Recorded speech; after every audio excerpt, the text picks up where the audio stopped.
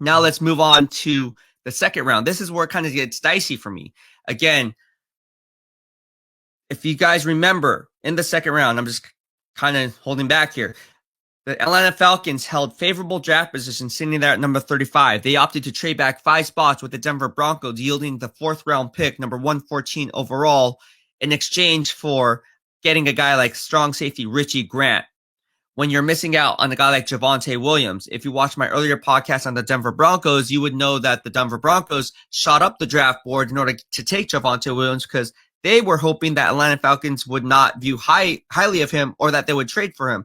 All it took was a 4th round pick, and that was a smart play by the Denver Broncos and new GM George Paton working a deal with new GM Atlanta Falcons Terry Fontenot, because in the 4th round, logically, who's going to be there? I mean, this draft class is weak sauce, and the depth is just not there in this year's draft class. So giving up a 4th round pick, George Paton wins this trade because, again, he gets Javonte Williams when I thought the Atlanta Falcons should have won ahead and got Javonte Williams. And if Javonte Williams was not on the board, but he was, and let's say they traded back, well, you missed out on other top-tier talent. You still needed an offensive center because Alex Mack is now with the San Francisco 49ers. So you had your choice of the cream of the crop, if you want to stay, in Landon Dickerson out of Alabama or Creed Humphrey out of Oklahoma. If not at the offensive line, okay. You have a new defensive coordinator in place with Dean Pease, and you have a 3-4 base front defense, transitioning from a 4-3 to a 34 front. So if you were looking at it from that standpoint and you need pass rushers, why not get the best interior pass rusher from the 3-4 defensive end position in my guy, Roll Tide Roll, defensive end, Christian Barmore? He is a lot higher value than Richie Grant. Landon Dickerson and Creed Humphrey are a lot higher values than Richie Grant at 40. Javonte Williams is definitely a higher value than trading back 5 spots for a guy like Richie Grant and picking up a 4th round pick in return. So again, this was a needs-based pick at number 40 when they moved back 5 spots, and ultimately they didn't even get a guy like Asante Samuel either. Let's bring him into the equation. So all these players were ranked higher on my big board, but then they opted for a guy like Richie Grant. This was simply a needs-based pick, and again, when you reach for need, diminishing the value pick, that's not going to bode well in my grades. So in a sense, I do like Richie Grant. I'm not saying he's not going to be a good safety. I just don't think that he was the best value safety in terms of the draft position and whether we're selecting moving down 5 spots from 35 to 40 with those other players I just mentioned that were still on the board. Let's talk about Mike Davis. I covered him during my time as a San Francisco beat writer for 49ers. He had some diet issues. He liked to eat hot Cheetos all the time. Obviously, he cleaned up that diet. What do you see from Mike Davis's game and what he brings to the Atlanta Falcons offense? Because he's not going to be that blazing one cut back. He's more of a ground and pound north-south type of a runner, but he does have low center of gravity, has good contact balance. What do you see in Mike Davis's game that will ultimately help this Falcons offense thrive in 2021? Well, we don't really know how they're going to use this yet, because I think unlike in Tennessee they had good receivers, good tight ends, but I think the skill position players at receiver and tight end are probably better in Atlanta than they were in Tennessee with Arthur Smith, where they relied very heavily on Derrick Henry. So I don't expect to see the same offense, because that would be a waste of Calvin Ridley and Russell Gage and Hayden Hurst and Kyle Pitts. But I think what you're going to see from Mike Davis is you're going to see a guy who gets the ball a good amount. They're going right now, based on what's on the roster right now, and that can always change. He feels like he's going to be their lead back. I'm not sure who's going to be sharing those carries with him, but the way you described him, right? Low center of gravity, not necessarily a speed guy or a one-cut guy. Well, who does that remind you of? I mean, look at what Derrick Henry is. Right. And I'm not saying Mike Davis is Derrick Henry. No, not close. From a work rate, from a workload perspective, Mike Davis has never carried the ball more than, I think it was 165 times in the season. But Mike Davis also offers you a guy who can be a receiver out of the backfield as well, which again opens up more of this offense. So I think you're going to see a guy that's used in the run game, in the passing game. I would imagine they're going to have another back in there as well, just because you just don't know what he can handle, and running back's a position where there's a high injury rate. But I like the signing of Mike Davis, and I think that if they bring someone else in, or if one of the guys on the roster right now, like whether it's a Quadri Olison or Tony Brooks-James, or maybe even Caleb Huntley, who's an undrafted free agent, can show that they can be capable of maybe sharing that load with him, then I think that that's a really big win for the Falcons. If they end up needing him as their lead back to carry it 250 times, well, that's to me a concern, because he just hasn't shown that he can do it, and it's not like he's a 23-year-old or 24-year-old where you're like, okay, like he can grow.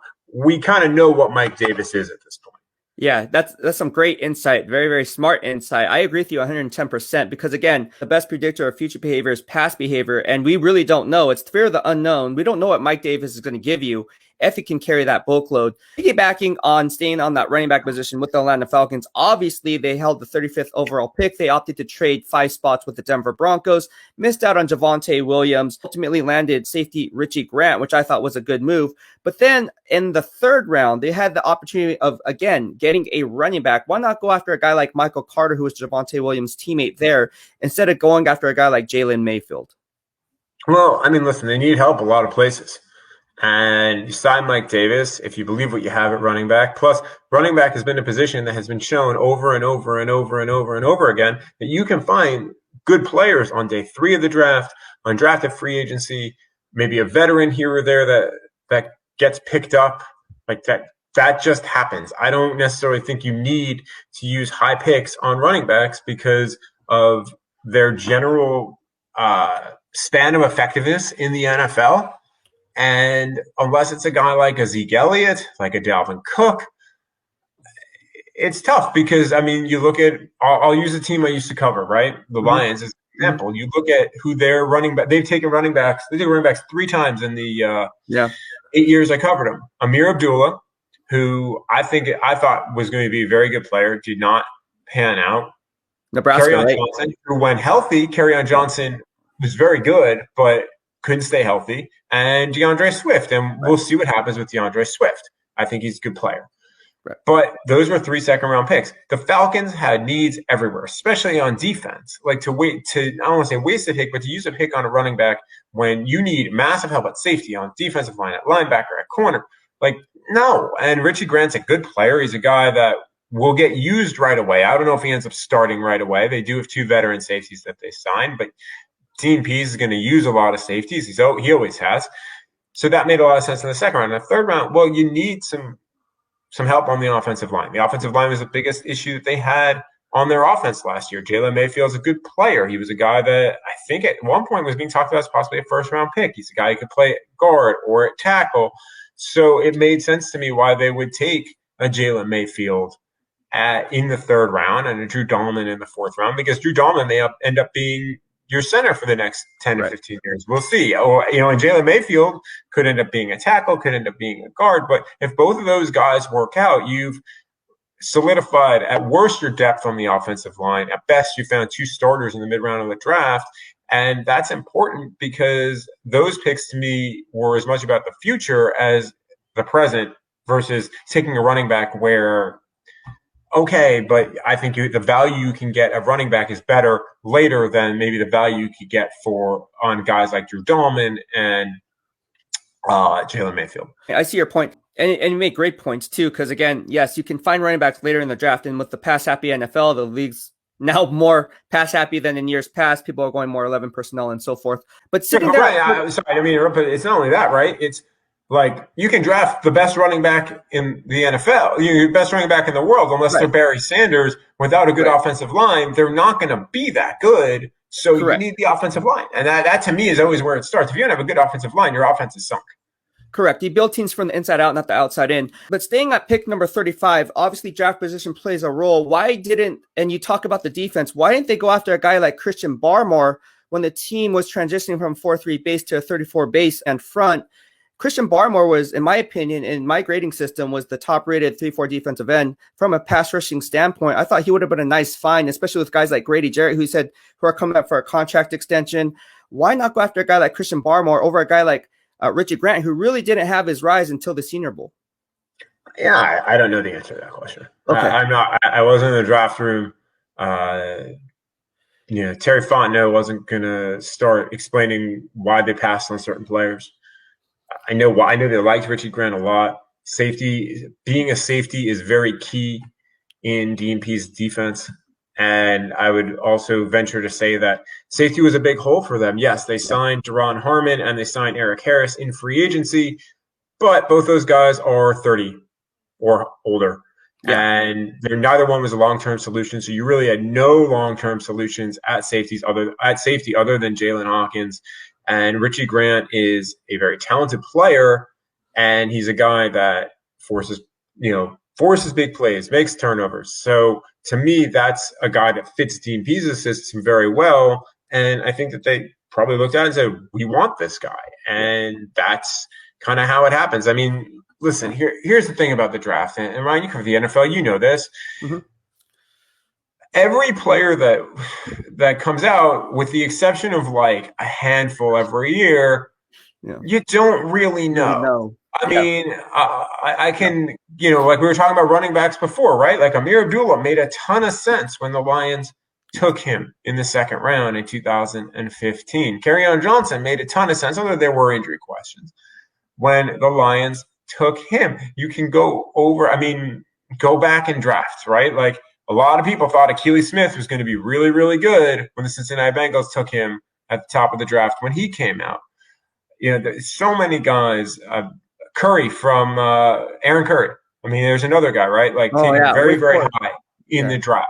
Yeah. So it's an inexact science. It's why teams miss on picks and hit on picks every year. And you can think, I mean, there are guys that I thought were going to be absolutely great coming out of college, and they didn't work out. And there were guys that I was like Theo Riddick's a great example. He kept going to go back to the Lions, but Theo Riddick's a great example. You saw what he did in college, and you're like, and he wasn't a pass catcher like that, and then he becomes one of the best pass catching running backs in the NFL for a time. Like, you just don't know. Like, some guys are going to be better college players than NFL players. Some guys are going to be better NFL players than college players. And you see that in the NBA as well, right? Sometimes it's based on systems. Sometimes it's based on a coaching change. So to me, I think right now what you look at is you say traits and you say, okay, where does this player fit? And then you kind of see where it comes from there.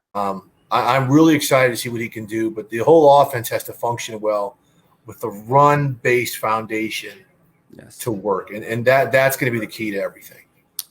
You talk about the run game. Let's stay on that side of the football. Were you surprised the Falcons didn't go running back in the second or third rounds, or do you believe they are sold on running back Mike Davis as their featured back? I was surprised that they did not get a running back, at least by the third round. I mean, that's where you can really find some good players. Kamara. You see guys in that sweet spot there, like Cam Akers with the Rams last year, who was a hell of a player. I was surprised by that. This is an offense that is running back heavy. We know Arthur Smith with the Titans really relied on Derrick Henry, but he had some heat behind him. And Mike Davis is a good player. I mean, he was a good player for Carolina last year. He did some damage. Okay, he was a good player, but this is clearly a ball possession type of backfield. They don't have that hitter. Mm-hmm. And you're not going to win the NFL now if you don't have that hitter. I mean, Nick Chubb is a hitter, right? Yeah. He could take it. Top 5. Gone. Kareem Hunt, boom, he's gone. You saw the Steelers go out and get Najee Harris. He can hit it. Powerful run, he can hit it. You've got to have the game breaker. They don't have that now. Not to say one can emerge. We've seen some undrafted players emerge, the players who don't know about emerge. But, sometimes when you got a guy who can make you miss and then hit the step and go, I mean, ask Dalvin Cook. Ask anybody who has to play the Vikings about Dalvin Cook. Yeah, he can hit it. He can go. You got to have that guy. The Dolphins had to get that guy. Yeah. Because they didn't have one. Yeah. So that's what separates a lot of teams.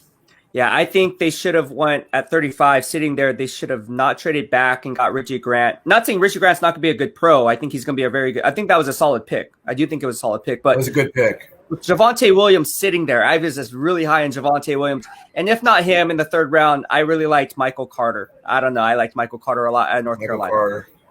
Yeah, nice player. Nice player.